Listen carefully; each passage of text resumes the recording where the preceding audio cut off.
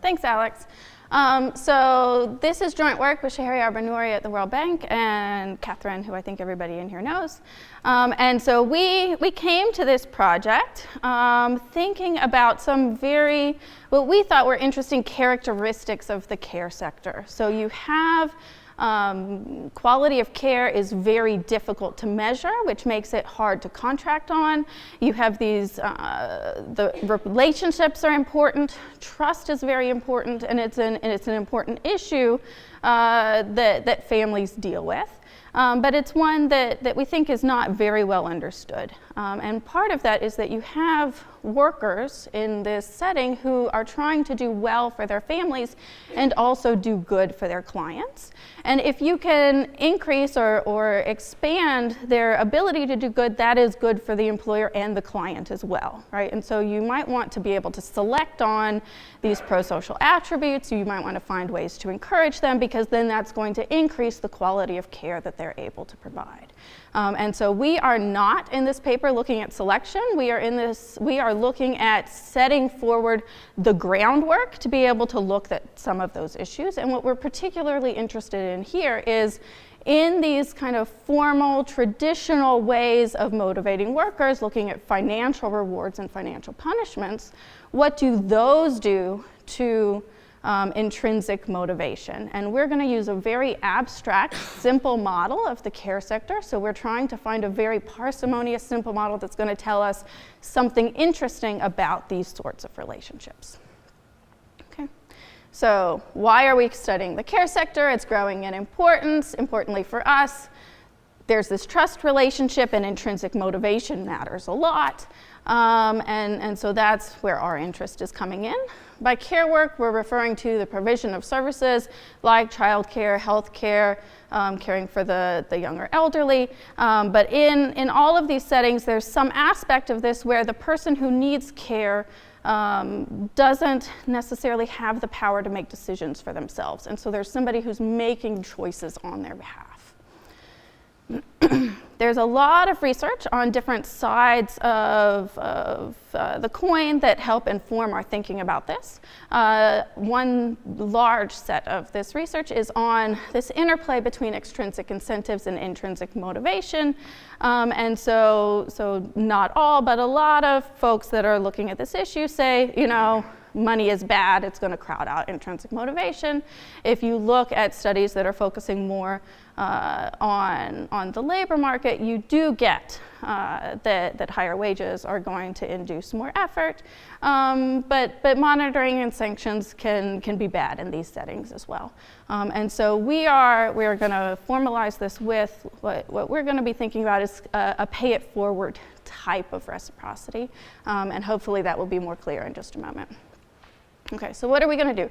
We're going to construct a very simple experimental model of the care sector. We're going to have 3 players in this game: the care manager, the care worker, and the recipient. You can think of this manager as the family member who's trying to decide whether they should hire somebody to help provide care and how much they should use them. And the recipient is going to be somebody who's needy through no fault of their own. In our model, it's going to require some form of intrinsic motivation for anything to happen. So any sort of movement at all is going to require that people are concerned about the welfare of others. Okay. We're going to allow our care managers to make a request of the workers.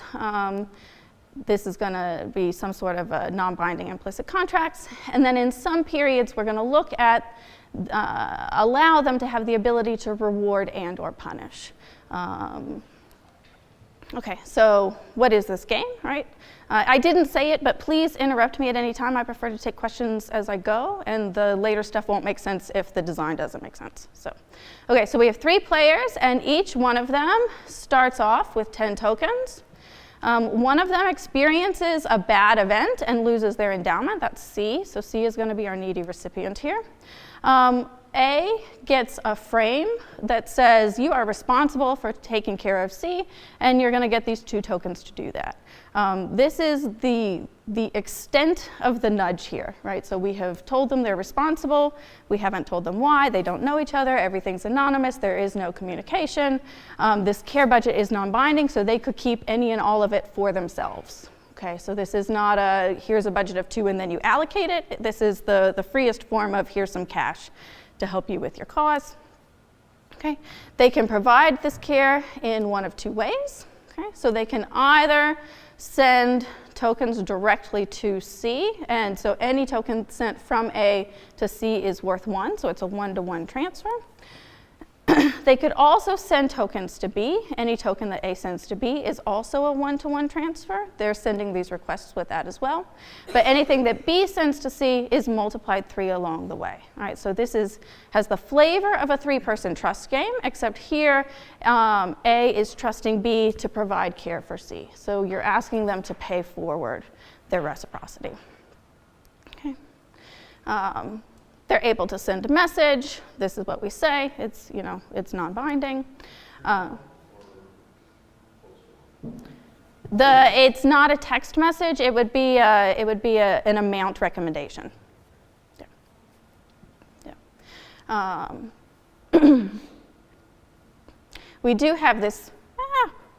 Okay. I didn't touch anything. There we go. Okay. So. A's welfare is improved when C's welfare is improved.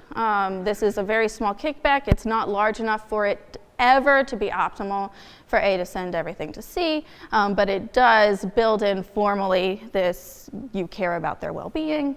And then in the periods where they are available, after A sees what B does, they have the opportunity to pay 1 token in order to reward or punish. And so in some treatments, they're going to be able to reward. In some treatments, they'll be able to punish.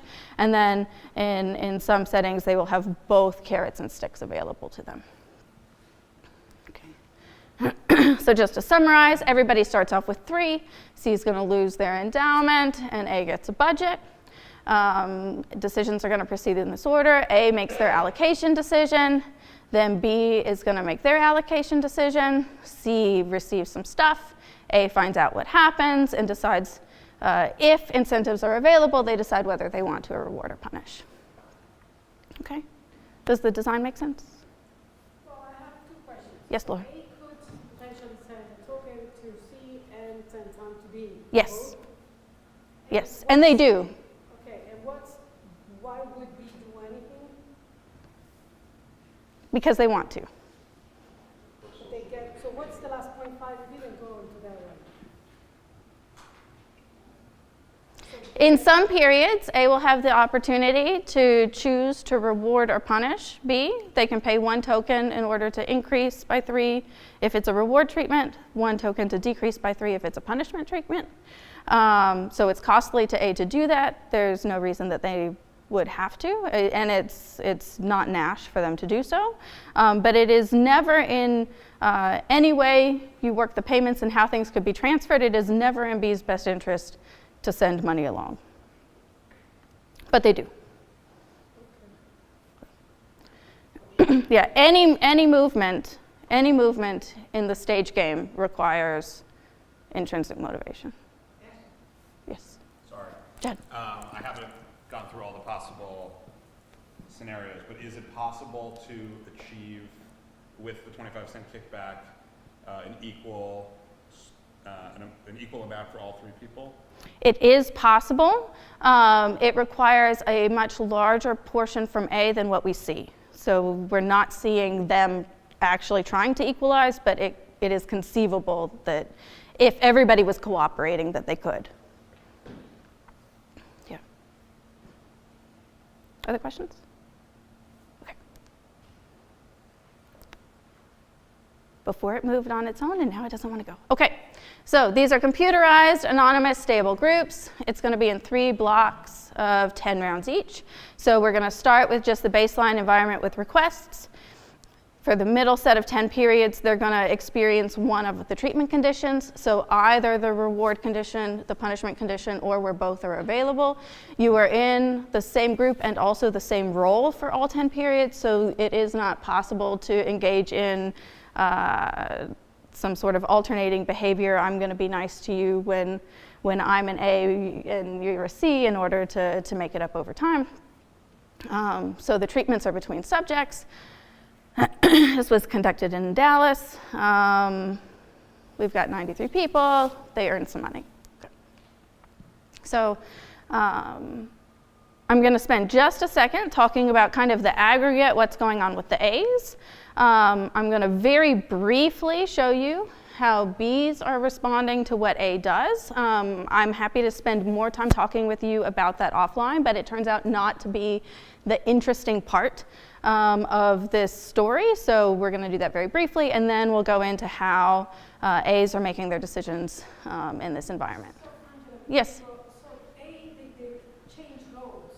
No, they don't change roles. They're the same role for the whole time. Yeah, yeah. Same groups, same roles, but no communication. Yeah. Other than the token requests. Did you have a subject for C, or it was just a bystander? No, they're subjects for C. Yeah, yeah. They're all real people. Yeah. Okay, so here what we have is for all 30 periods, how A is breaking up the 12 tokens that they have at their disposal. So this line here is at their 10 endowment. So if you want to see a break between kind of the mental view of what came out of the $2 tokens. So this dark bar is what they're keeping for themselves. This middle bar is what they're sending on to B. This top dark gray bar is what they're sending on to C. So in aggregate and also on the individual level, you do see the A's sending both directly to C and also to B. That's not changing largely over time. I'm not too concerned about the levels here because what I want to focus on later are the treatment differences. I just want to point out that they are actually doing something. Yes? Sorry, maybe I missed it, but does B observe how much A sent to C directly? No, they observe what they got. They don't observe what A did on their other decision. Okay. Yes, Alex. Do I need to go back? Do I need to go back? Okay. So is the reason that A would send to C is because they don't trust B to send enough? Is that the idea? That is one version. That is one version. But even when, they're still doing this even in the very last period where they've had very good experience with what B has been doing. And so this, to me, is most consistent with kind of a warm glow version where you're caring about doing it yourself and you're also cared about this efficiency gain. Yeah. But this was not designed to test between theories. Okay. So for the periods where rewards and or punishments are available, I want to just point out quickly that they are using these costly incentives and they're using them quite frequently. So when rewards are available, and that's the only thing they're doing, they're using them a little over 70% of the time. When rewards and punishments are available, the total incentive use is about the same, and they're breaking that into some portion of rewards and punishments. And when punishments are available, they're using it around 30% of the time in either one of those cases. Okay, so there's frequent use of rewards and punishments. What is that doing to the B's? Right? So either the possible threat or promise of these incentives or their actual use, absolutely nothing. Okay, so our care workers are not responding either to the possibility of the rewards or punishments. They're not responding to whether they were rewarded or punished in the previous period. The only things that are mattering in terms of how much our player B's are sending on to C's is how much trust was placed in them, so what A sent them in the first place, and the request that was made of them. All right, so the B's here are not, the care workers are not responding at all to these financial incentives. They're responding to these relational aspects, even in this very abstract setting. Okay, so keeping that in mind, right? We're going to look at what's going on with the A's. Okay? So here we're looking at explaining how much A is sending to B. And the first thing I want you to see is that they really like punishment, right? So when they have the opportunity to punish, when it is a possibility, they are sending more money to B, right? So that is very popular. They're cutting back their amount that they're sending whenever they punished in the previous period. They're not at all paying attention to what happened with the rewards.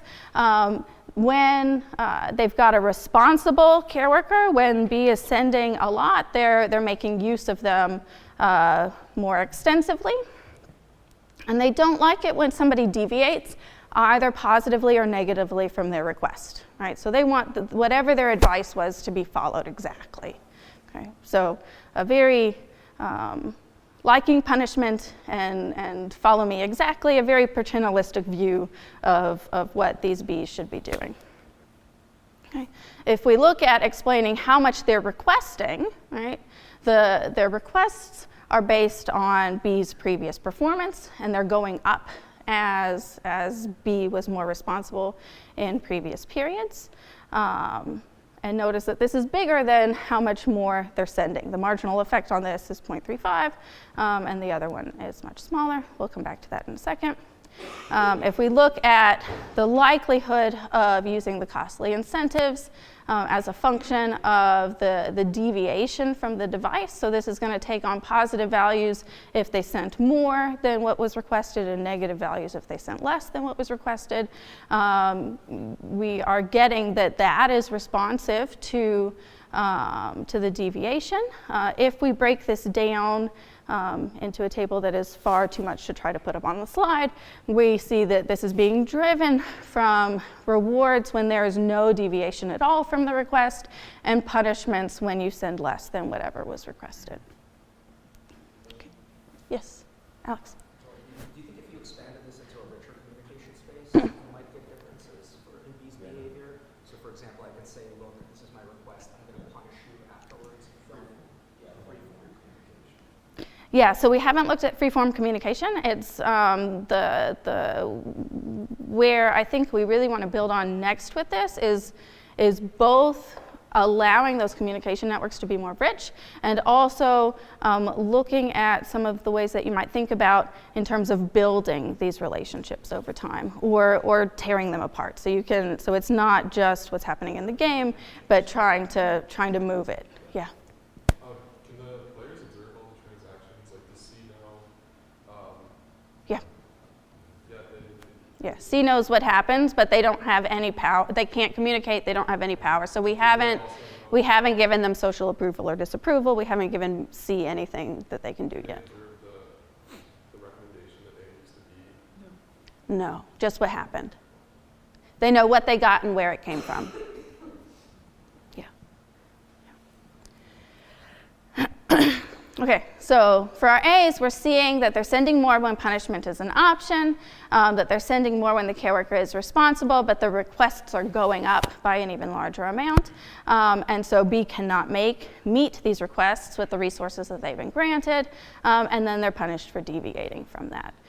So we're replicating in this very abstract environment these burnout dynamics that you're seeing in the care sector. And I could say more, but I promised to talk to the available space. So any questions? I got through the important stuff. That's good. Did I get them all as we went? So can you elaborate a little on what you mean by the burnout? Okay. So, sure, Catherine.